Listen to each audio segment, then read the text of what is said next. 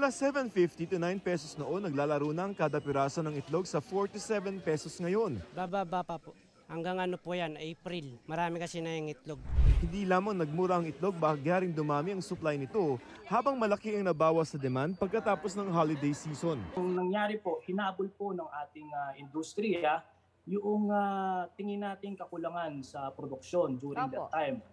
Ang problema naman, pagkatapos ng holiday season ngayong January towards ngayong February, malaki po yung ibinaba ng demand sa ating itlog.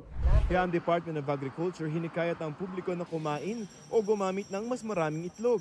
Patuloy tayo nakikipag-coordinate sa DSWD at sa iba pang ahensya sa National Nutrition Council para ma-promote ang egg dahil alam natin na ang itlog ay isa sa pinakamurang source ng protein.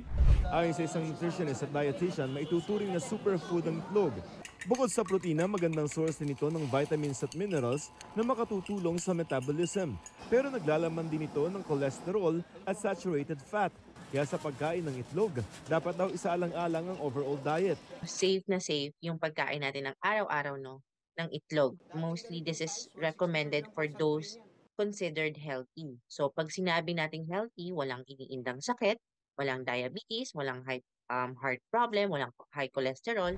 Ang mga gaya nila pwede raw kumain ng hanggang 3 itlog araw-araw. Kung may iniindang sakit, isa lamang kada araw. Pinakamainam daw na paraan ng pagkain ng itlog ay boiled egg. Kumpleto naman, dapat mas mababa ang saturated fat at cholesterol ng mantika. Kung mura po, pwedeng kumain ng kumain. Pag maraming itlog makakain, baka naman yung cholesterol naman ang umano sa atin. Pag bumili tayo bawat isa ng maraming itlog, mabubulok din yan sa bahay.